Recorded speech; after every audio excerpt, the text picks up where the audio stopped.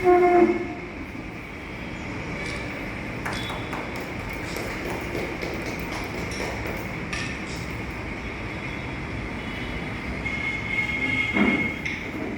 आपण सरांच्या ऐसपैस गप्पा ऐकणार आहोत.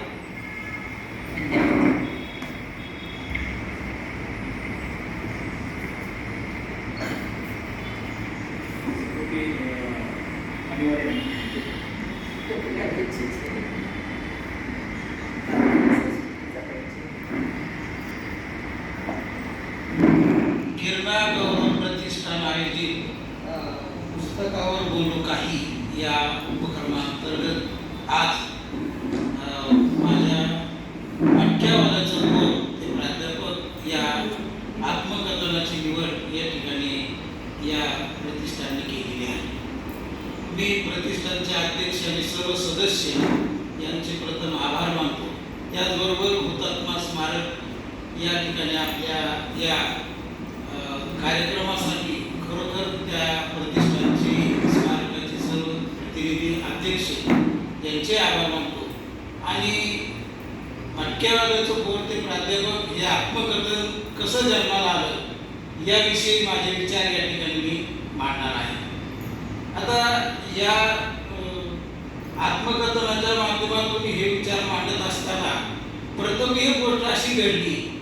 20 मार्च 2020 रोजी पहिलं जे लॉकडाऊन आहे त्याच्या अगोदर 5 दिवस म्हणजे 25 मार्च 2020ला संपूर्ण देशभर आणि या राज्यातही लॉकडाऊन लागू झाला. त्याच्या अगोदर एक 5 दिवस आईची तब्येत माझ्या या ठिकाणी बिघडलेली असल्यामुळं मी जामखेड नगर जिल्ह्यामध्ये जे जामखेड तालुका आहे या ठिकाणी नाशिकवरून गेलो आणि त्याच रात्री लगेच या ठिकाणी काय झालं की सकाळी पेपर वाचला आणि लॉकडाऊन या ठिकाणी लागलं.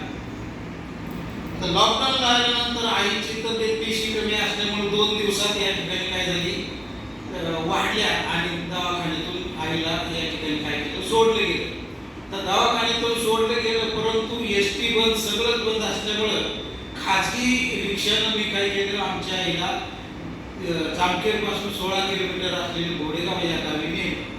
आता घोडेगाव या गावी नेल्यानंतर पहिल्या लॉकडाऊनच्या ज्या कथा आहेत ती तुम्हाला सांगायची गरज नाही. अनेक जागतिक स्तरावरची आपली मुली बळीची संख्या या सगळ्या गोष्टी घडत होत्या. आणि लॉकडाऊन या ठिकाणी जे आहे 25 मार्च 2020ला लॉकडाऊनचा आम्हाला जाहीर आला आणि मला तिथेच घरी राहावं लागलं. त्यानंतर पुन्हा 15 दिवसांनी मुदत वाढली, पुन्हा 15 दिवसांनी मुदत वाढली, असे 3 महिने मला गावीच राहावं लागलं. आता प्राध्यापक माणूस आहे काय करणार तरी काय. हा स्मार्ट मोबाईल फोन होता. मला असं वाटतं की 90 ते 93च्या दरम्यान रामायण आणि महाभारताच्या मालिका आपण सर्वांनी पाहिलेल्या असतील. त्याही मीही पाहिलेली आहे. आणि पाहिल्यानंतर मी पहिला असा तुमच्या पुढे या ठिकाणी लेखक असेल की त्या रामायण महाभारतातल्या पाहिलेल्या मालिका सर्व मी लिखित स्वरूपात केलेल्या आहे. म्हणजे मला मालिका पाहिले की घरी येऊन ते संपूर्ण कथानक लिहिण्याचा छंदच लागलेला होता त्या काळामध्ये. मला सांगण्यात तात्पर्य या ठिकाणी असेल काही भाग माझ्या पाहण्यात आले नाही म्हणून हा स्मार्ट मोबाईल फोनच्या माध्यमातून मला काही कामच नव्हतं त्या काळामध्ये घरी बसल्यामुळे रामायण महाभारताच्या संपूर्ण मालिका पाहिल्या, गाजलेली सर्व नाटकं पाहिली तरी मला काही अस्वस्थता माझ्या मनातली काही थांबेना. आणि म्हणून माझ्या मनामध्ये बऱ्याच दिवसापासून असं वाटत होतं की आपण ज्या परिस्थितीमधून जीवन जगत आहोत ही परिस्थिती कुठेतरी मांडली पाहिजे. आज आपल्याला सन्मानानं प्राध्यापक म्हणून लोक या ठिकाणी बोलत आहेत म्हणत आहेत ही गोष्ट खरी आहे. आज माझ्या संत तुकाराम महाराजांवर मी PhD संशोधन करून माझं पुस्तकही प्रकाशित आहे. संत जनाबाईवर या ठिकाणी एक मेजर प्रोजेक्ट या ठिकाणी केलेला होता. त्याचंही पुस्तक रूपाने माझं पुस्तक प्रकाशित आहे. आणि आता संत हे जे आहे व्यंकट स्वामीचे शिष्य सुधा महाराज निंदूरकर यांचं चरित्र लेखन मी सध्या करत आहे. मला सांगायचं तात्पर्य या ठिकाणी असं आहे की या सगळ्या अस्वस्थतेतून माझं मटक्यावरचं कोणते प्राध्यापक हे आत्मकथन जन्माला आलं. आणि मग मी सगळ्या या काळामध्ये सगळ्या आठवणी असतील, जुनी पत्र असतील, हे सगळं धुंडाळायला लागलो आणि ह्या पत्राच्या माध्यमातून एक कच्चा आराखडा या ठिकाणी या आत्मकथनाच्या माध्यमातून लिहायला सुरुवात केली. एक एक आठवणी ह्या जुळवाजुळव करत माझं 1 वर्ष निघून गेलं याच्यामध्ये. पुन्हा त्या पहिल्या वर्षामध्ये एक सलग आत्मकथन मी काय केलं, ऑनलाईन प्रकाशित केलं. तर ऑनलाईन प्रकाशित केल्यानंतर तुमच्यासारखे 70-60 नंतरचे जे गृहस्थ आहेत, या 60 नंतरच्या गृहस्थांना असं वाटायचं की हे आत्मकथन ऑनलाईन आम्हाला वाचता येत नाही आणि म्हणून तुम्ही हे हार्ड कॉपी पुस्तक रूपाने प्रकाशित करणं गरजेचं आहे. आणि मी हा विचार जो आहे, या पुस्तकाचे प्रकाशक जे आहे स्नेहवर्धन प्रकाशन पुणे, हे चांगलं दर्जेदार प्रकाशन आहे. या प्रकाशनाच्या स्नेहल तावरे मॅडम जे आहेत त्यांच्याशी मी या ठिकाणी बोललो. मॅडम असं आत्मकथन मला प्रकाशित करायचं आहे, आपलं सहकार्य मिळालं तर निश्चित मी या ठिकाणी हे आत्मकथन आपल्याकडे प्रकाशित करेन. आणि विषय असा आहे की त्यांनी होकार दिला आणि मला पहिल्यांदा सलग आत्मकथन प्रकाशित करण्याला त्यांनी नकार दिला. त्यानंतर मग मॅडम म्हणलं काय करायचं, तर मग त्यांनी माझं हे जे आत्मकथन आता पुस्तक रूपाने प्रकाशित आहे, या पुस्तकामध्ये प्रकरण वाईज या ठिकाणी काय केली, आत्मकथनाची मांडणी केली. आणि ही मांडणी अशी आहे की प्रथम आपण प्राथमिक शिक्षण ज्या गावी मी घेतलेलं आहे, 7वी पर्यंत घोडेगाव तालुका जामखेड जिल्हा अहमदनगर येथे प्राथमिक शिक्षण घेतलं आणि ते शिक्षण घेतलेले जे गावाकडचे दिवस आहेत ते मी याच्यामध्ये प्रकरणामध्ये मांडले. त्याचबरोबर आमची आई जी आहे, त्या आईचं जीवन या ठिकाणी या आत्मकथनाच्या माध्यमातून स्वतंत्र प्रकरणामध्ये मांडले. आणि वडील जे आहेत त्या वडिलांचंही आत्मकथन या ठिकाणी या आत्मकथनाच्या माध्यमातून थोडक्यात मांडलेलं आहे. आता हे सगळं मांडत असताना पुढचे जे दिवस आहेत, माध्यमिक शिक्षणाचा एक टप्पा केला, महाविद्यालयीन जीवनाचा दुसरा पुन्हा टप्पा केला आणि महाविद्यालयीन जीवन संपल्यानंतर पुणे विद्यापीठामध्ये म्हणजे सावित्रीबाई फुले पुणे विद्यापीठामध्ये मला पुढील MPhil PhD नेट सेटचा अभ्यास करण्यासाठी पुन्हा मी विद्यापीठामध्ये शिक्षण घेतलं. आणि हे शिक्षण घेतल्यानंतरही नोकरीची वणवण आहे ती अत्यंत वास्तव परिस्थिती मी या ठिकाणी या आत्मकथनाच्या माध्यमातून मांडलेली आहे. की आजच्या मुलांना की या आत्मकथनाच्या माध्यमातून निश्चित नोकरीसाठी कोणत्या परिस्थितीमध्ये या ठिकाणी जाणं आवश्यक आहे आणि काय काय संकटाला तोंड द्यावं लागतं, काय काय करावं लागतं, या सगळ्या गोष्टींचा थोडक्यात आढावा या ठिकाणी घेण्याचा मी प्रयत्न या आत्मकथनाच्या माध्यमातून केलेला आपल्याला सांगता येईल. आता या आत्मकथनाला जे शीर्षक दिलेलं आहे मटक्यावाल्याचं पोर, तर आपण मराठीमध्ये आलेली बरीच आत्मकथनं मला असं वाटतं की दलित आत्मकथनं बरीच या ठिकाणी पाहिली. कोल्हाट्याचं पोर नावाचं जे आत्मकथन आहे, बऱ्याचशा आत्मकथनांना जातीचं नाव आलेलं आहे, पण मराठीमध्ये असं एकही आत्मकथन नाही की ते व्यवसायाचं नाव त्या आत्मकथनाला दिलेलं आहे. की व्यवसाय अप्रतिष्ठित असतो. जुगार, मटका म्हणजे जुगाराचा एक भाग, एक प्रकार आहे, आपल्याला या ठिकाणी सांगता येईल. तर मटका अप्रतिष्ठित आहे, परंतु मटका अप्रतिष्ठित व्यवसाय किंवा आपण त्याला जुगार म्हणू असताना सुद्धा त्याच्या पोटी जन्मलेला हा जो मुलगा आहे हा बिघडला नाही, तर निश्चित सुधारलेला आपल्याला या पुस्तकाच्या माध्यमातून पाहायला मिळतो. म्हणजे हे ना वडील या ठिकाणी मटका एजंट म्हणून आजही, तर वडिलांचं वय 85 चालू आहे, खरं सांगायचं तुम्हाला म्हणजे 85 वय चालू आहे, तरी आजही वडील मटका या ठिकाणी लावतात. आडत नाही, एजंट म्हणून काम करत नाही, कारण त्यांना माहिती आहे त्यांचा मुलगा प्राध्यापक म्हणून आहे. दुसरा आमचा भाऊ लार्सन अँड टुब्रो नावाची LNT नावाची कंपनी जी आहे, त्या कंपनीमध्ये 97 साली 10वीवर या ठिकाणी त्यांनी कोर्स केला, ITIचा मोटार मेकॅनिक नावाचा कोर्स केला आणि तो मोटार मेकॅनिक कोर्स करून तो ITIच्या माध्यमातून LNT कंपनीमध्ये परमनंट आहे. आजची परिस्थिती आपण पाहत आहे की कोणतीच कंपनी किती नामांकित मुलांना परमनंट करत नाही. ही वस्तुस्थिती आपल्याला या ठिकाणी आहे. परंतु त्या काळामध्ये भावाने मला खोटं सांगत नाही, आजही फोन करून तुम्ही भावाला विचारू शकता कंपनीमध्ये 3 वर्ष भावाने स्वतः माझ्या 3 वर्ष 1 मिनिट सुद्धा उशिरा गेलेला नाही. त्यावेळेस LNT कंपनीने त्याला परमनंट केलेलं आहे.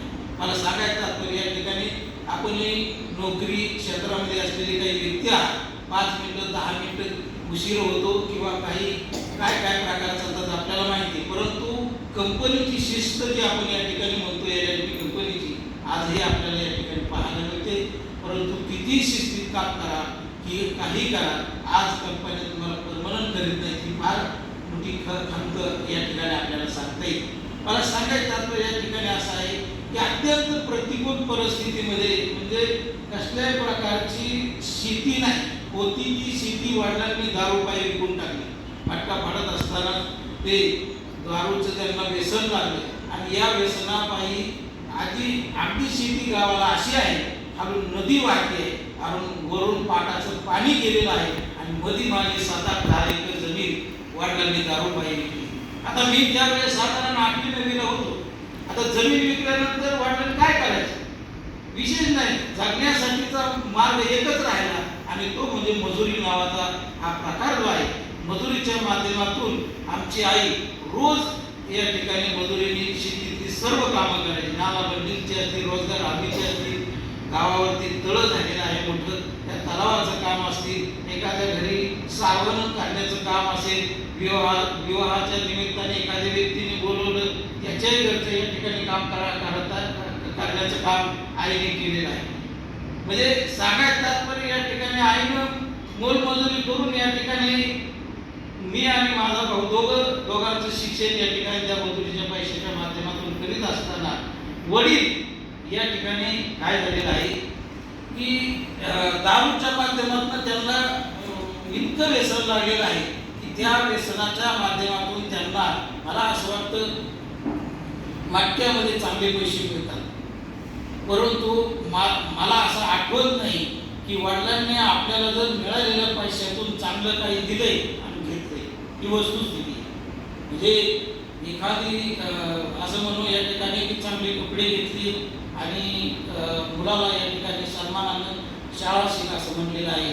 शाळा शिकण्यासाठीचे पैसे मला जे आहे ते 10वी-12वी पर्यंत कुली भाडं वगैरे लागत होतं त्यासाठी दिलेलं आहे, नाही असं नाही.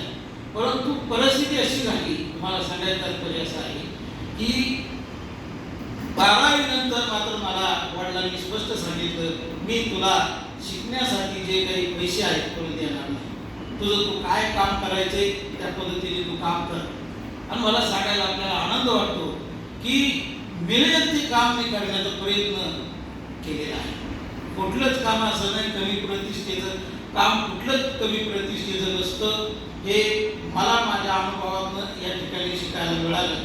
खरी वस्तुस्थिती अशी आहे की गावाकडची जी परिस्थिती आहे, गावाकडं आजही माझ्या खरं सांगायचं म्हणजे गावाकडची जर परिस्थिती आपल्याला सांगितली असा आनंद वाटतो की असं गाव तुम्हाला महाराष्ट्रात ऐकायला मिळलं नसेल, असं माझं आगळं वेगळं गाव आहे. जगातले 120 देशातले लोक माझ्या गावाला येऊन गेलेले आहेत. डॉक्टर रजनीकांत आरोडे हे नाव तुम्ही ऐकून असाल की नाही मला माहीत नाही. हे एक ख्रिश्चन कुटुंब आहे जामखेडमध्ये, ग्रामीण आरोग्य प्रकल्प म्हणून त्यांचा दवाखाना आहे आणि या दवाखान्याच्या माध्यमातून त्यांनी माझं घोडेगाव तालुका जामखेड हे गाव जे आहे ते दत्तक घेतलेलं होतं आणि दत्तक गाव घेतल्यानंतर या गावाच्या माध्यमातून त्यांनी गावामध्ये खूप दारिद्र्य होतं. इतकं दारिद्र्य गावामध्ये होतं की एखाद्या पुरुषाला जर साप चावला तर त्याला या ठिकाणी मारुतीच्या मंदिरामध्ये आणून टाकलं जात असतं, असं समक्ष आम्ही पाहिलेलं आहे. आणि जोपर्यंत दगडाच्या मूर्तीला घाम फुटत नाही तोपर्यंत त्या माणसाचा साप उतरत नाही, अशी समजूत या ठिकाणी ग्रामीण भागामध्ये आमच्या भागामध्ये होती. म्हणजे अशा प्रकारचं अज्ञात समाजामध्ये या ठिकाणी तत्कालीन कालखंडामध्ये घालवण्याचं काम आरोग्याची डॉक्टर रजनीकांत आरोडे यांची जी पथकही व्याख्यानाच्या माध्यमातून त्यांनी घालवण्याचा प्रयत्न केला, गावाला एक आदर्श बनवण्याचा प्रयत्न केला. संपूर्ण गाव या ठिकाणी माझ्या माहितीनुसार संपूर्ण गाव या ठिकाणी काय केलं ते रंगरंगोटी करून गावामध्ये हरिजन वस्ती सुद्धा आहे. सर्वांना एकाच विहिरीवरून पाणी घेण्यासाठीची व्यवस्था केली. गरीब लोकांना अत्यंत परिस्थिती बिकट असल्यामुळे त्यांना गोबर गॅस असेल, इतर शेती अवजार जे आहे, शेतीसाठी ज्या वस्तू असतील ह्याही देण्याचा प्रयत्न करून त्यांचा स्तर जो आहे तो उंचवण्याचा प्रयत्न केला. तर या माध्यमातून गावातली ही परिस्थिती त्यांनी सुधारण्याचा प्रयत्न केला. कोणतीही व्यक्ती, माहितीसाठी तुम्हाला सांगतो की कोणतीही व्यक्ती आजारी पडल्यानंतर दवाखान्यामध्ये त्यांनी बाहेरच्या गोळ्या कधीच लिहून दिल्या नाही. आणि एखादी स्त्री जर समजा गरोदर असेल आणि दवाखान्यामध्ये ऍडमिट केली असेल, तिला खर्च किती यावा? तुमच्या माहितीसाठी सांगतो, जोपर्यंत आता ते दोन्ही नवरा बायको डॉक्टर रजनीकांत तारोळे त्यांची पत्नी राहिलेली नाही, फक्त 5 रुपये त्यांनी केस पेपरचे फाडायचे आणि डिलिव्हरी करून घरी निघून जायचं. इतकी गरिबांची सेवा करणाऱ्या या लोकांची महाराष्ट्र शासनाने दखल घेतली, पद्मश्री पुरस्काराने त्यांना सन्मानित केलं. मला सांगायला आनंद वाटतो की गोरगरिबांची सेवा, म्हणजे आता अंगणवाडी आली, पण अंगणवाडी नव्हती त्यावेळेस काय परिस्थिती त्या लहान मुलांची, त्या लहान मुलांना रोज शिरा आणि दूध त्या काळात दिलेले 80च्या दशकामध्ये. आणि म्हणून गावातलं अज्ञान असेल, गोरगरिबांच्या मुलांना शिक्षणासाठी मदत असेल, शेतकऱ्यांना मदत असेल, अशा ह्या सगळ्या उपक्रमातून आणि डॉक्टर लखीना नावाचे, अनिल कुमार लखीना नावाचे कलेक्टर होते नगर जिल्ह्यामध्ये त्या काळामध्ये, आणि गावाने 1 लाख झाडं लावली, 1 लाख झाडं जगून दाखवली. आणि त्यांनी त्या काळामध्ये 87 साली टीव्ही गावाला बक्षीस दिला. सगळं गाव टीव्ही बघायला येत होतं. हे आनंदाची गोष्ट मला सांगायचं तात्पर्य या ठिकाणी असं आहे की गावातली परिस्थिती या ठिकाणी जी आहे ती रजनीकांत तारोळे यांनी या ठिकाणी बदलवण्याचा प्रयत्न गावामध्ये केलेला आपल्याला पाहायला मिळतो. तर अशा या गावामध्ये माझ्यासारख्या या ठिकाणी चा जन्म झाला आणि मला आनंद वाटतो की या गावामध्ये जन्मल्यानंतर वडिलांचं जे काही लहानपणापासून म्हणजे मला जसं कळतं तेव्हा 1ली 2री पासून जे मटका काढण्याचं काम होतं ते MA पर्यंत त्यांचं चालू होतं. म्हणजे 1995 पर्यंत मटका ते या ठिकाणी घेत होते आणि ते घेत त्याच्यावर जगतही होते. त्या मटक्याच्या धंद्यानं आम्हाला काही फारसं मिळालं नाही. खरी वस्तुस्थिती अशी आहे की आम्हाला फारसं मिळालं नाही. आणि त्या मटक्याबाई त्यांना जे दारूचं व्यसन लागलं ते व्यसन सोडवण्यासाठी गावातल्या सगळ्या लोकांनी त्यांना विनंती केली की गरिबाचा माणूसही दारू सोडून दे. शेवटी गावातले जे पेताळ लोक आहेत त्यांची वादत गादत मिरवणूक काढली, मारुती मंदिरापर्यंत आणली. त्यांना मारुतीच्या मंदिराने तिथे शपथा घ्यायला लावल्या आणि म्हणले आता आम्ही दारू सोडणार आहे, काहीच काळजी करू नका. सगळ्या गावांसमोर ही शपथ घेतली आणि 8च दिवस झाले तेच गावकऱ्याच्या आईला घोडा लावायला लागले. मला सांगायचं तात्पर्य या ठिकाणी असं आहे, एक दिवस आमचे मामा जे आहेत, त्यांचे वडिलांचे मामा जे आहेत, वडिलांचे मामा घरी आले, आमच्या वडिलाच्या पाया पडले. अरे म्हणले लक्ष्मण दारू सोडून दे, कशाला मुलं चांगली पोरं शिकत देतं, त्यांना काहीतरी मदत कर, काहीतरी ती कर. हा सोडून देतो म्हणले. 8 दिवस घेतली नाही आणि 8 दिवसानंतर मामाच्या गावाला गेले आणि मामाच्या गावाला गेल्यानंतर मामाच्या आईला घोडे लावले. तिथून लगेच काही दिवसातच आम्हाला बातमी मिळत होती, त्यामुळे सांगायची गोष्ट या ठिकाणी अशी आहे. त्यानंतरच्या काळातच या ठिकाणी 2 मावशांचे लग्न झाले. म्हणजे मला लग्नाला जायचे मावशीच्या, म्हणजे माझी मावशी त्यांची मिळली, ते लग्नाला जायचे. म्हणजे चला म्हणले, मला जावं लग्नाला जायचे तर जा. या ठिकाणी त्या काकांनी त्या दोघांनी या ठिकाणी काय त्यांचं दोघांचं झालं अशी पिऊन आले, त्या लग्नाच्या नवरदेवाला नवरीचाच कार्यक्रम करून टाकला. म्हणजे अशी प्रतिमा अशी आहे वडिलांची.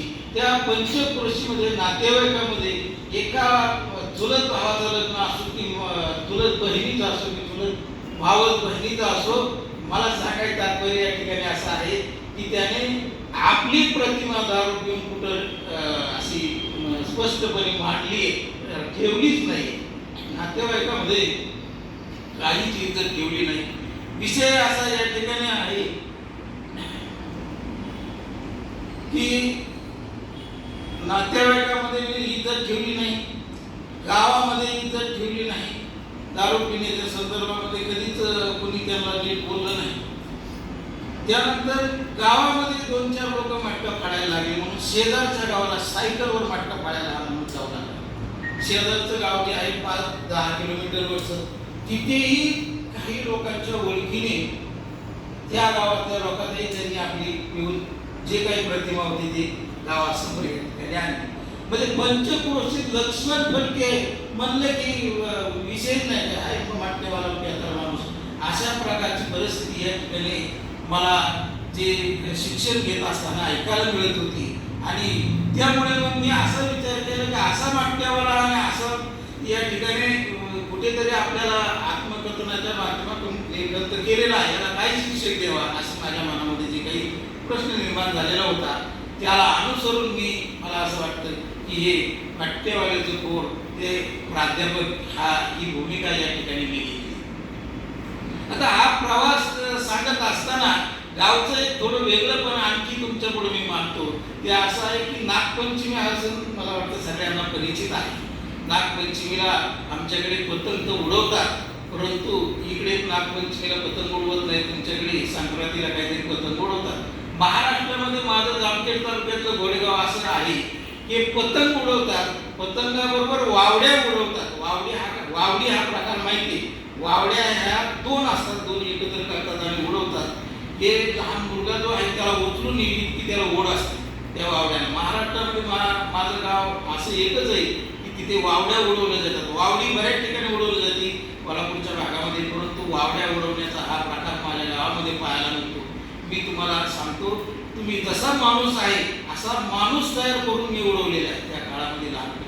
आता माणूस उडवण्याचा प्रकार कुठे महाराष्ट्रात पाहायला मिळणार नाही, परंतु आम्ही त्या काळामध्ये हाही प्रयोग या ठिकाणी केलेला आहे. आणि एक दुसरी महत्त्वाची गोष्ट तुम्हाला सांगायची अशी आहे की 1 वर्षाच्या मुलापासून अगदी 90 वर्षाच्या म्हाताऱ्यापर्यंत आजही नागपंचमीला सगळं गाव मेहंदी लावतं. मेहंदी लावण्याची परंपरा आमच्या गावामध्ये कशी आली, कुठून आली काही मी तपास घेतला नाही, परंतु मेहंदी लावण्याची परंपरा आमच्या गावामध्ये आजही या ठिकाणी पाहायला मिळते. बाकी तर सगळे विधी वारुळाला जाणे, नागपूजा करणे वगैरे या केल्या जातात. पण नागपंचमीला मला असं वाटतं की छोट्या मुलापासून मोठ्या मुलापर्यंत मेहंदी लावण्याचा वेगळा कार्यक्रम माझ्या गावामध्ये मला पाहायला मिळतो. आणि नाचगाणं जे आहे, राजे राजवाडे नर्तिका नाचित होते ते नाचगाणं नागपंचमीला या ठिकाणी 2-3 पार्ट्याच्या माध्यमातून गावामध्ये चालतं. आजही चालू ती परंपरा. मध्यंतराच्या काळात तहसीलदारांनी बंद करण्याचा प्रयत्न केला, परंतु लोक इतके रसिक आहेत त्याशिवाय त्यांना ते जमत नाही. मला सांगायचं तात्पर्य या ठिकाणी मी त्याच्यावरही लेखन अतिशय सुंदर मार्मिक याच्यामध्ये लिहिलेलं आहे. म्हणजे तुम्ही कदाचित मला असं वाटतं की कोल्हाट्याचं कोर जर वाचलं त्याच्यामध्ये किंवा भांडारभोग नावाचं कथा आहे, लेखकाचं नाव सांगता येईल मला, आसाराम लोमटे नावाच्या लेखकाची कथा. त्या कथेमध्ये जरी म्हणजे नाचगाणं करणाऱ्या स्त्रीला पैसे सोडण्याची परंपरा आहे. तुम्ही मराठी चित्रपटात पाहत असतात पैसे सोडतानाचे लोक वगैरे. तर हे जे पैसे सोडण्याची परंपरा मी प्रत्यक्ष गावामध्ये पाहिली. माझ्या नागपंचमीच्या स्त्रिया नाचायला लागल्या की तुमच्यासारख्याने हातात नोट धरायची, तिने हातात हात घ्यायचा, मग नोट घ्यायची. नोट सहज घ्यायची नाही आणि ती घेण्याची प्रकार वगैरे सगळे समोरून पाहिले. आणि हे नोट कोण घेतंय कोणाच्या हातात हे फार विदारक सत्य आहे. तुमच्या माहितीसाठी सांगतो की मी पैसे सोडतोय आणि माझी आई ती पाहते, माझा भाऊ पाहतोय, माझे वडील पाहत आहेत, माझे सर्व नातेवाईक पाहत आहेत आणि त्यांच्यासमोर मी त्या स्त्रीचा हातात हात घेऊन पैसे सोडतोय. हे वाईट कृत्य आहे, हे संस्कृतीला धरून नाहीये. हे मी माझ्या आत्मकथनात स्पष्टपणे लिहिलेलं आहे की तुम्ही नागपंचमी स्त्रिया नाचवा, नाचण्याला माझा विरोध नाहीये, परंतु ही जी संस्कृतीच्या विरुद्ध चालणारी गोष्ट जी आहे ती मात्र या ठिकाणी याविषयीचा आवाज जो आहे तो आत्मकथनातून स्पष्टपणे मी मांडण्याचा प्रयत्न केला. दुसरी महत्त्वाची गोष्ट या ठिकाणी लहानपणीच्या काही एक प्रसंग, काही गोष्टी सांगणं मला महत्त्वाचं वाटतं की साधारण मी 6वीला होतो आणि 6वीच्या वर्गामध्ये असताना आमच्या गावामध्ये जाधव काटे नाट्य कला मंडळाचं नाटक येत होतं.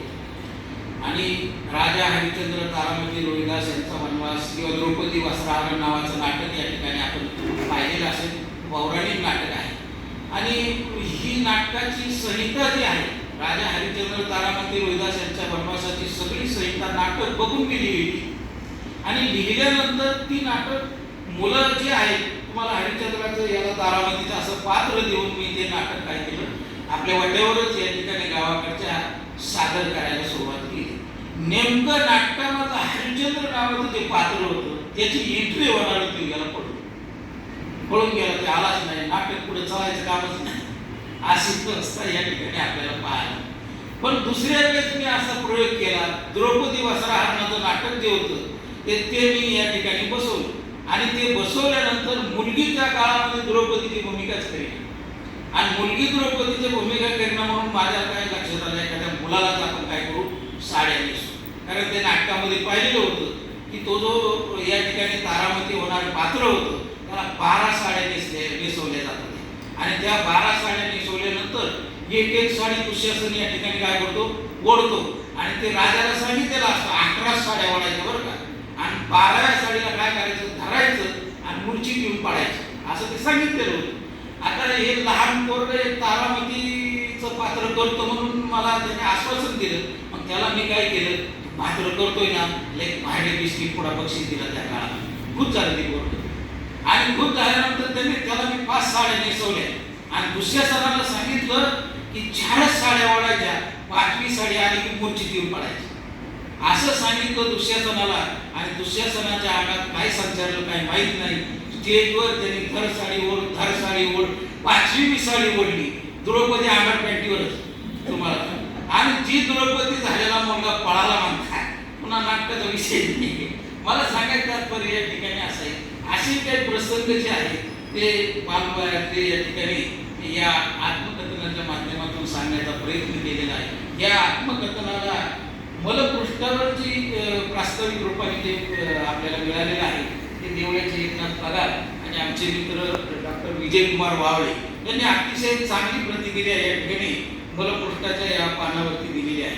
मला सांगायचं तात्पर्य या ठिकाणी असं आहे की बालवयामध्ये अनेक लहानपणी गोष्टी ज्या आहेत, म्हणजे आम्ही आता चेंडू फळे वगैरे हे जे खेळ आहेत त्या मुलं खेळतात, परंतु असे काही खेळ आम्ही खेळलेलो नाही लहानपणी. म्हणजे कुठं बाहेर चिखलाचे बैल तयार करणं, गणपती तयार करणं आणि हे जे आहे ते प्रत्यक्ष गावाच्या बाहेर जाणं, माती घेऊन येणं, ते चांगला त्याचा गोळा करणं.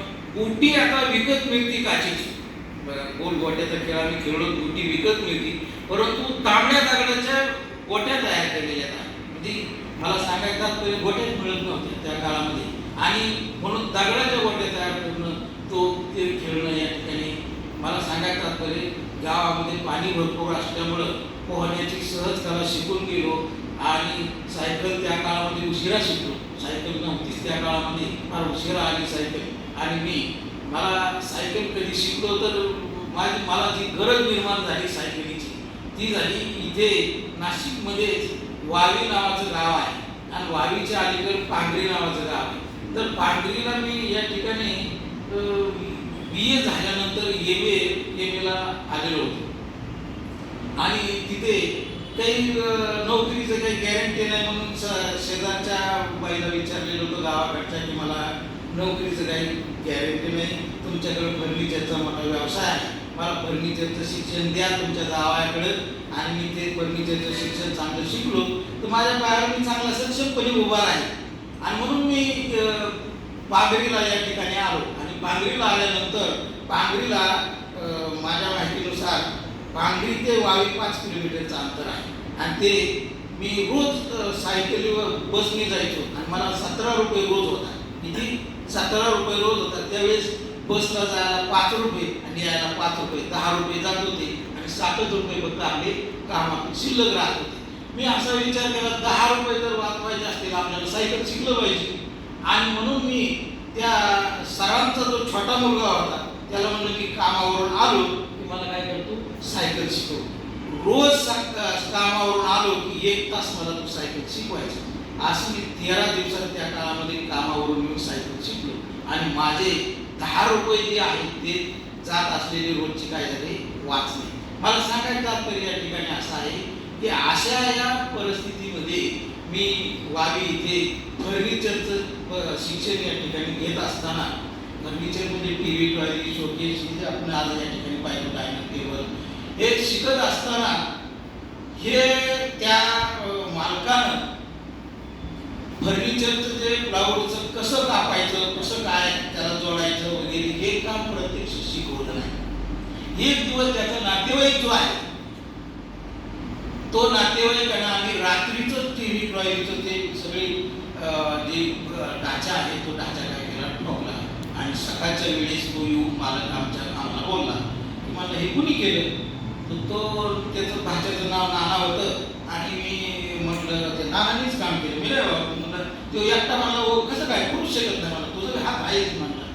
तो म्हणला तुम्ही दोघांनी हे काम न विचारता मला केलं, उद्यापासून कामावर यायचं नाही, तुमचा हिशोब करा, जागा वापरा. आणि मला असं वाटतं की त्यानंतर 1 महिनाभर काम केलं मी आणि त्याचं ते काम सोडून पुन्हा MA 1 वर्ष राहिलेलं होतं ते रेग्युलर या ठिकाणी अहमदनगरमध्ये पेवरा सारडा महाविद्यालयामध्ये MAचं 2रं वर्ष या ठिकाणी रेग्युलर केलं. आता रेग्युलर करीत असताना MAला ही त्या काळामध्ये खरं सांगायचं म्हणजे MA रेग्युलर करीत असताना पैशाची चलचल होतीच.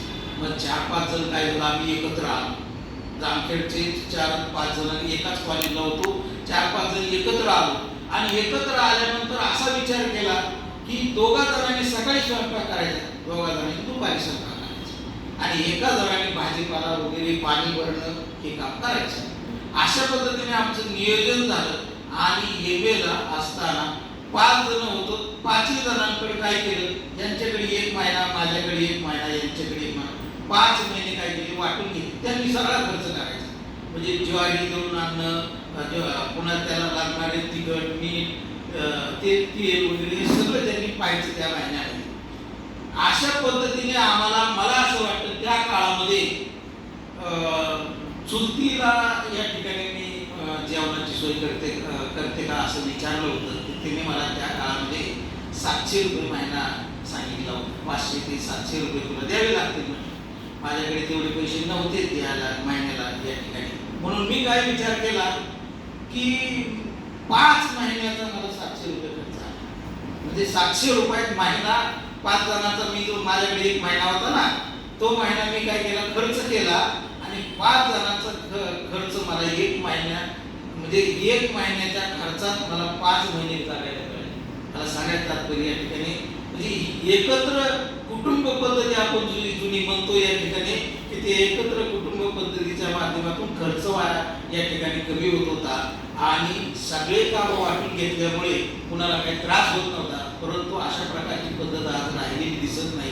फार मोठी शोकांतिका आपल्याला या संदर्भामध्ये पाहायला मिळते. तर अशा माध्यमातून तो खर्च या ठिकाणी करत असताना पैसे कुठून आणायचे हाही प्रश्न माझ्यापुढे होता आणि म्हणून मी MA करीत असताना त्या कॉलेज समोर किळी विकण्याचा प्रयत्न केला. किळी विकली या ठिकाणी गाडीवर. आता गाडीवर किळी विकत असताना दुसरा एक सहकारी मित्र आमचा एक पामराज शिंदे म्हणून म्हटला, अरे मला मी तू ही किळी विकण्याचं काम शिकव जरा, मला मी थोडे पैसे लागते त्याच्या असं. आणि मग त्यालाही किळी विकण्याचं काम या ठिकाणी शिकवलं. तोही किळी विकू लागला.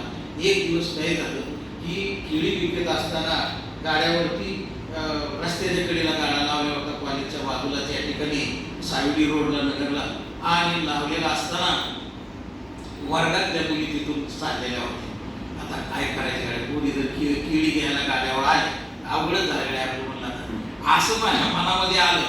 किळीचा गाडा तसा सोडून दिला आणि एका बाजूला जाऊन उभा राहिलो एका झाडाच्या पाठीमागे. ते तिथून जो पान टपरीवाला होता त्याने बघितलं, त्याला असं संशय आला की पुरीमुळे जेव पळून गेला, तिकडे बाजूला गेला आणि त्या मुली जोपर्यंत जात नाही तोपर्यंत गाडीवर आलोच नाही केला. आणि आलो नाही आणि थोड्या वेळाने आलो आणि पान टपरीवाला जो काही होता तो त्या मुली गेल्यानंतर मी आल्यानंतर मला असं म्हटला, पुरीमुळे पळून गेला ना. अरे दादा, असं लाजून जर या ठिकाणी तू धंदा करायला लागला तर पोटाला पोटभर खाणार नाहीस, मरशील उपाशी. धंद्याला लाजायचं नसतं म्हटला.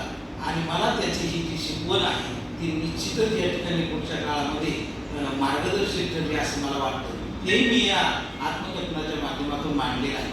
मला सांगायचं तात्पर्य त्या काळात सहल गेली आणि त्या सहलीच्या निमित्ताने महिपती व ताराबादकर यांचं गाव जे आहे नगर जिल्ह्यामध्ये ताराबाद नावाचं गाव आहे. तिथे संत चरित्रकार महिपती व ताराबादकर यांनी महाराष्ट्रातल्या सगळ्या संतांची चरित्र लिहिलेली आहे. भविष्यात काय झालं, एम ए झाल्यानंतर मला संशोधनाचा विषय विचारला गेला आणि त्यावेळेस माझ्या डोक्यात आलं की आपण या ठिकाणी गावावरती पुथी लावली जायची, भक्ती विजय, राम विजय, पांडव प्रथा, ठीक आहे, अशा प्रकारचे ग्रंथ आजही श्रावण महिन्यामध्ये गावावरती लावले जातात. त्याचा अर्थ सांगत असेल गावावर. आणि मग असा विचार केला, मागचे संशोधनाच्या काही गोष्टी पाहिल्या आणि तिथे म्हटलं भक्ती विजय नावाचा ग्रंथ आपल्याला चांगलं परिचित आहे, याच्यावर तर काही संशोधन झाले नाही आणि न झालेल्या याच्यावर आपल्याला लगेच अनुमती मिळेल असं वाटलं. आणि त्याचा फायदा मला एमपीला भक्त विजय चिकित्सक अभ्यास या ग्रंथाच्या माध्यमातून मी या ठिकाणी संशोधन केलं. पुणे विद्यापीठाचा मला या ठिकाणी सुहासिनी नंदू नावाचा पुरस्कार त्या ग्रंथाला मिळाला. मला सांगायला आनंद वाटतो. त्या काळामध्ये पैशाची इतकी अडचण होती, किती 500 रुपयाचं बक्षीस 5,000 आल्यासारखं वाटलं मला त्या काळामध्ये. आणि म्हणून दुसरी एक संस्था मला पैशाच्या निमित्ताने भेटली. आलेगावकर नावाची एक संस्था आहे. त्या संस्थेमध्ये अत्यंत गरीब भूतपूर्व विद्यार्थी जर असेल तर त्याला अर्ज केल्यानंतर काय झालेला तो 500 रुपये मिळायचे. आणि म्हणून मी गावाकडून तलाट्याचा दाखला, उत्पन्न कमी उत्पन्नाचा दाखवून ते या ठिकाणी जमा केला आणि त्या आलेगावकर संस्थेच्या मार्फत मला खरोखरच 500 रुपये या ठिकाणी मला असं वाटतं बाबा महाराज सातारकर जे आहे त्या कार्यक्रमाचे अध्यक्ष होते आणि त्यांच्या हस्ते मला पैसे मिळाले. आणि त्या 1000 रुपयाच्या माध्यमातून मला जे संशोधन करायचं होतं त्या पुस्तकाच्या साठी मला त्या या पैशाची खूप त्या काळामध्ये मदत झाली. खरं सांगायचं म्हणजे अशा प्रकारचे पैसे कुठून मिळवायचे हे माझ्याकडच्या काही गोष्टी जर तुम्ही ऐकल्या तर तुम्ही या ठिकाणी आश्चर्यचकित होता. पुणे विद्यापीठामध्ये शिकत असताना तो जो सेट नेट परीक्षेसाठीचा जो अर्ज आहे तो दुकानामध्ये 10 रुपयाला मिळायचा. 10 रुपयाला मिळणारा हा अर्ज काय करायचा की एम्प्लॉयमेंट न्यूजला येत होता तो अर्ज, आणि तो अर्ज काय करावा लागत होता, झेरॉक्स करावा लागत होता. आणि तो दुकानदार काय करायचा, फक्त झेरॉक्स करायचा आणि पाकिटात टाकून तो 10 रुपयाला विकायचा. तर मी जयकर ग्रंथालय जे आहे पुणे विद्यापीठाचं, त्या पुणे विद्यापीठाच्या जयकर ग्रंथालयामध्ये तो अर्ज काय केला, मी झेरॉक्स केला आणि पाकिट 1 रुपयाचं विकत आणलं. अर्ज झेरॉक्स 1.5 रुपयाला, 1.5 दुने 3 आणि पाकिट 4 रुपये मला खर्च आला आणि अर्जा पाठीमागे मला 10 रुपये मिळाले, म्हणजे 6 रुपये नफा मिळाला. मी अर्ज काय केला, तो पाकिटात घातलेला माझ्या अभ्यास करायला जयकर ग्रंथालयाच्या वाचन कक्षेमध्ये यायचो. काही मुलं, भरपूर मुलं जे परीक्षा देत होते सगळ्या विषयाचे विद्यापीठाचे अभ्यास करायला तिथंच येत होते वाचन कक्षेमध्ये जयकर ग्रंथालय. तर त्या ग्रंथालयामध्ये इथं फक्त लिहिलेलं, एका ठिकाणी लिहिलेलं होतं फडके यांच्याकडे अर्ज मिळेल आणि तो अर्ज मी तिकडे 10 रुपयाला आहे ना मी 9 रुपयाला द्यायचो. 5 रुपये मिळते तर आपल्याला त्यांना 1 रुपया वाचतो म्हणून आनंद वाटायचा आणि तितक्याला जावं लागत होतं. आता विद्यापीठात वाहनांची खूप व्यवस्था झाली, परंतु मेन बिल्डिंग पासून पुणे विद्यापीठाचं गेट जे आहे इथपर्यंत यायला जवळजवळ 2.5 किलोमीटरचं अंतर आहे. ते पायी जाणं अशक्य होतं आणि म्हणून अशा काळामध्ये ही व्यवस्था मी उपलब्ध करून याही माध्यमातून पैसे मिळवण्याचा प्रयत्न केला. दुसरी एक महत्त्वाची गोष्ट तुम्हाला सांगायचं की डॉक्टर नागनाथ कोतापल्ली सर, मला असं वाटतं की त्या काळामध्ये आम्हाला देव माणूस भेटले. मी सरांना म्हणलं माझी आर्थिक परिस्थिती फार गहन आहे, मला संशोधन करायचे, PhD करायची आहे आणि मला काही करून काहीतरी मला स्कॉलरशिप द्या. मला असं वाटतं की ओबीसी मधून कसली स्कॉलरशिप त्या काळामध्ये मिळत नव्हती. म्हणजे 2000ची परिस्थिती, जसा आपलं 98-99ची परिस्थिती अशी आहे, ओबीसीला कसली स्कॉलरशिप मिळत नव्हती. आणि म्हणून मग मी असा विचार केला की सरांनी माझ्या त्या अर्जावर सही केली. आर्थिकदृष्ट्या अत्यंत प्रतिकूल परिस्थितीत हा मुलगा शिक्षण घेत आहे, गाईडच्या शिफारशीनुसार त्यांनी तो कुलगुरूला पाठवला आणि 6 महिन्यातच मला 1000 रुपये स्कॉलरशिप प्रमाणे 1 वर्षासाठी त्यांनी पुढून मंजूर झाली आणि त्यामुळे मला PhD संशोधनात तीही एक चांगल्या प्रकारची मदत विद्यापीठामध्ये मिळाली. दुसरी एक महत्त्वाची गोष्ट अशी आहे की आता हे अगोदरच MA ला असताना केळी विकण्याच्या माध्यमातून त्या माणसाने मला बोध दिलेला होता, लाजायचं नाही म्हणून मी मनाशी असं ठरवलं आणि पुणे विद्यापीठाचं भोजन गृह जे आहे त्याला रिबेटरी म्हणतो आपण, त्या रिबेटरीमध्ये काम करण्याचा निर्णय घेतला आणि काम फक्त किती 2.5 तास करायचं, 2 टाइम पोटभर जेवायचं. आपण जर मेस लावली तर ती मोजूनच 4 पोळ्या आणि 2 वाट्या भाजी आणि भात एवढंच देतात, त्यांचं ठरलेली थाळी जी आहे तेवढं. परंतु 2.5 तास काम केल्यामुळं 2 वेळेस पोटभर जेवण आपल्याला 4 काय 5 6 10 पोळ्या काही काळजीच नव्हती तिथे. मला सांगायचं तात्पर्य या ठिकाणी हेही काम 2.5 तासाचं सकाळ सत्रामध्ये मी या ठिकाणी भोजनगृहामध्ये केलं आणि त्या काळामध्ये 2-3 वर्ष काम केल्यामुळे एवढे सगळ्या विषयाचे लोक माझ्या ओळखीचे आहेत. मला सांगायला आनंद वाटतो की आज जरी या मराठा विद्या प्रसारक समाज संस्थेमध्ये गेली 22 वर्षापासून या ठिकाणी मी आपल्या नाशिकमध्ये संस्थेमध्ये प्राध्यापक म्हणून कार्यरत आहे.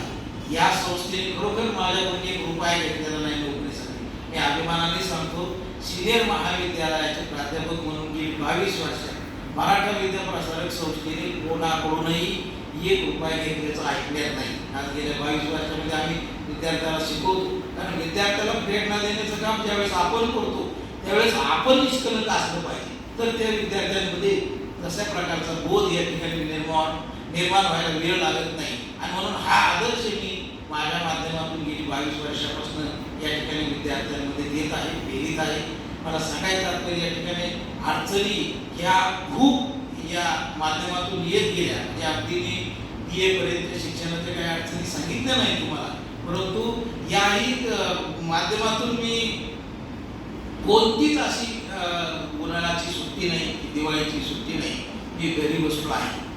जे कधी गारीगार विकली, कधी हार्डवेअरच्या दुकानामध्ये काम केलं, खारेमुरी शेंगदाणे करून स्वतः विकली. मला खारेमुरी शेंगदाणे बनवायला येतात, पोटाणे बनवायला येतात. तुम्हाला सांगतो अजून काय ही आवळ्याची आवळा कॅन्डी बनवायला येते. ह्या सगळ्या गोष्टी मी या ठिकाणी करून विकण्याचं काम आणि त्याच्या माध्यमातून 2 पैसे मिळवण्याचा प्रयत्न या ठिकाणी निश्चित आजपर्यंत या ठिकाणी केलेला आहे. मला सांगायचं तात्पर्य कधीच म्हणजे अशा कामाच्या संदर्भामध्ये लाजलो नाही आणि नोकरीच्या संदर्भामध्ये अनुभव जे आहेत ते मात्र फार वाईट अनुभव आहे. चांगल्या चांगल्या संस्थांमध्ये MA BEd झाल्यानंतर सुद्धा कुठल्याच संस्थेमध्ये, म्हणजे मी माझ्या जिल्ह्याचा म्हणून सांगत नाही, विखे पाटलांच्या संस्थेमध्ये जर अर्ज केलेला होता तरी कॉल दिलेला नाही. माझ्याच जिल्ह्याची दुसरी संस्था आहे मराठा विद्या प्रसारक नाशिकची अहमदनगर संस्था आहे, त्यांनी कॉल दिला, परंतु मुलाखतीला नुसतं नाव गाव विचारलं, हाकलून दिलं. तर या गोष्टी आम्हाला लक्षात येत नाहीत का? परंतु आपण त्याही गोष्टीवरचं भाष्य फार कडक शब्दामध्ये याच्यात केलं नाही, एवढंच या ठिकाणी आहे. कारण आपल्याला अजून नोकरी करायची हा प्रश्न फार मोठा आहे आणि म्हणून या संस्थांबद्दल फार कडक भाषेमध्ये लिहिलेलं नाही. दुसरी माझी एक तारीख अगदी वाईट घटना आहे, परंतु सांगायला हरकत नाही, लिहिली याच्यामध्ये आत्मकथनामध्ये. पहिली घटना अशी आहे की नोकरीसाठी तुम्हाला कॉल आला, सिलेक्शन झालं. आमच्या सहकारी मित्रात एकाच खोलीत राहतो, लावरे त्यांचं नाव बाळासाहेब लावरे.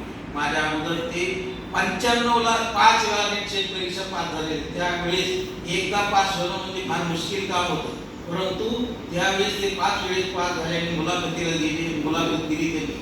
त्यांचं गाव संगमनेर मध्ये पिंपरी लौकी आजमपूर आणि लोणी प्रवारा म्हणजे एकाच तालुक्यामध्ये ते गाव आहे. अशा या गावाच्या लावरे बाळासाहेबांनी माझ्यासमोर अर्ज केला, नोकरी ती मुलाखत दिली, सिलेक्शन झालं 1 नंबरला आणि फक्त ओपन टू ऑल मधून ते एसटी कॅटेगरी मधून होते. म्हणून ओपन टू ऑल मधून मुलाखत दिल्यामुळं त्यांना लक्षात आलं हा माणूस आपल्याला ओपनच घ्यायचा आहे. ओपन टू ऑल जरी आपण त्या ठिकाणी जाहिरात दिलेली असते आणि म्हणून त्यांच्या लक्षात आलं आणि त्यांनी ती डायरेक्ट काय केलेलं, रिपोर्ट जो पुणे विद्यापीठाला पाठवायचा तो फोडून 2 नंबरच्या माणसाला वरती केलं आणि हा माणूस खाली करून तो रिपोर्ट पाठवला गेला. आता पाठवला गेल्यानंतर या माणसाला आधीच 2 ठिकाणी नाकारलेलं होतं, त्याची नाराजी डोक्यामध्ये होती. त्याने डायरेक्ट कलेक्टर ऑफिस समोर उपोषण केलं, पुण्याच्या कलेक्टर ऑफिस समोर अशा प्रकारचं या विद्यापीठामार्फत केलेल्या मुलाखतीची चौकशी व्हावी. एक माणूस संस्थेच्या विरोधात गेल्यावर त्याचं काही होत नाही. संस्थेच्या विरोधात आपल्याला संस्था कधी मोठी असते. म्हणून मी आज गेली 22 वर्ष झालं संस्थेचे मला माहिती आहे.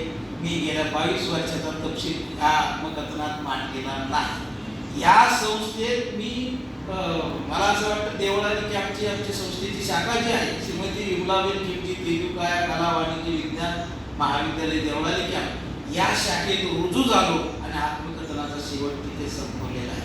आता हे जर तुम्ही म्हणाल या ठिकाणी गेल्या 22 वर्षाचं आत्मकथन माझ्याकडे तयार आहे, पण मी मांडू शकत नाही कारण मला अजून 8 वर्ष नोकरी करायची आहे. अनेक वाईट अनुभव आहेत संस्थेत बांधलेल्या संदर्भामध्ये तुम्हाला सांगायला या ठिकाणी अवघड गोष्टी आहेत. तर बाळासाहेब लांबरेंची ही गोष्ट जिल्हाधिकारी कार्यालयासमोर मग मी त्यांच्यासाठी एक दिवस पांघरून घेऊन गेलो, जेवण घेऊन गेलो, त्यांना जे सहकार्य केलं आणि सहकार्याच्या बिनकुतून वस्तुस्थिती अशी झाली की त्यांना 3 दिवसानंतर चक्कर यायला लागली. आणि मग काही मित्रांनी त्याला सल्ला दिला, बाबा संस्था मोठी असते, तू नादी लागू नको, ते बाळासाहेब विखे पाटील आहेत आणि तू नाहीच लागू, असं प्रकारचं सांगितलं गेलं आणि त्यांनी तो नाद सोडून दिला. मला सांगायला आजही दुःख वाटतं. तळेगाव दिघी संगमनेर जवळ या ठिकाणी गाव आहे, तिथे आजही 10-12 हजारावर तो माणूस काम करतोय. माझ्या अगोदर जवळजवळ 5-6 वर्ष तो पास झालेला माणूस आहे. एकदा नाही 5 वेळेस नेटची परीक्षा पास झालेला आहे. महाराष्ट्र शासनावर मी दोष देत नाही, माझ्याबरोबरचे हजारो महाराष्ट्रातले जे तरुण आहेत सगळ्या विषयाच्या संदर्भातले असतील त्या तरुणांवर नोकरीच्या संदर्भामध्ये इतकं वाईट परिस्थिती या सरकारने आणलेली आहे. मी या सगळ्या तळागातून कसा लागलो मला वाटतं देवानीच माझं कारण ऐकले की काय मला माहिती नाही. मुलाखतीला या ठिकाणी या संस्थेने वसंतराव पवारांनी मला नाकारले. खरं सांगायचं म्हणजे तुम्हाला सांगायला हरकत नाही, आता 22 वर्ष झालं, आता काय करणार आहे वसंतराव पवारांनी मला या संस्थेत नाकारलं. पण मी भाग्यवान असा आहे की कमिटीमध्ये असणारी जी 3 मंडळी आहेत 2003ची गोष्ट, 3ला मी परमनंट या संस्थेमध्ये आलेलो आहे. 3ची गोष्ट आहे, कमिटीची 3ही लोक नगर जिल्ह्याचे होते. काय भाग्यवान माझं जे subject expert BC nominee BC nominee इथे लोक सगळे कमिटीवर असतात. हे सगळे लोक मला असं वाटतं की माझ्या जिल्ह्याचे होते आणि त्यांनी प्रश्न एवढाच उचलून झाला की हा मुलगा अतिशय कष्टातून आलेला आहे. एक जणांनी पाहिलेलं होतं सगळं माझं या ठिकाणी आणि त्यामुळे त्यांनी ते सगळ्या कमिटी पुढे मांडलं की अत्यंत कष्टातून आलेला मुलगा आहे, ह्याला जर आपण शिक्षण व्यवस्थित आणलं तर निश्चितच शिक्षण या संस्थेचं चांगलं काम करील असं त्या वसंत पवारांना ग्वाही दिली. आणि मला असं वाटतं की त्यांनी माझ्या याच्यावर सही केली.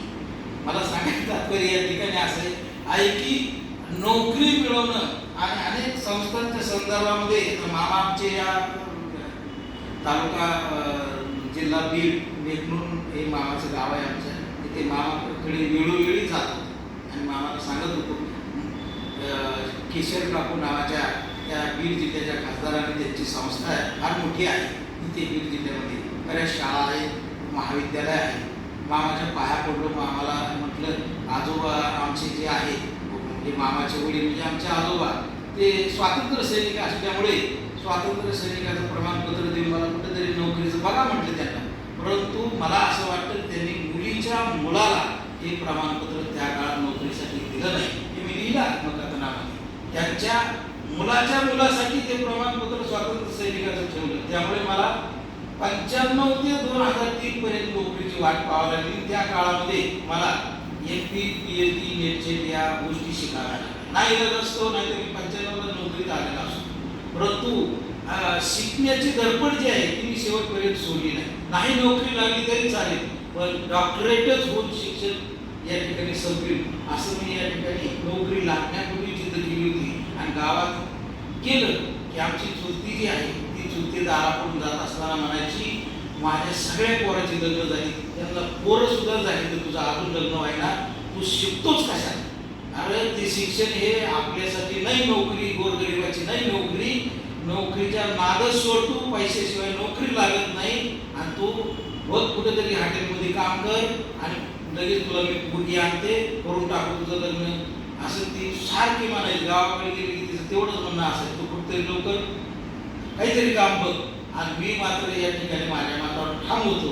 मला असं वाटतं चुलतीला नंतर नोकरी लागण्याचा इतका आनंद झाला की तिला वाटलं बोलणं काहीतरी वेगळं होतं.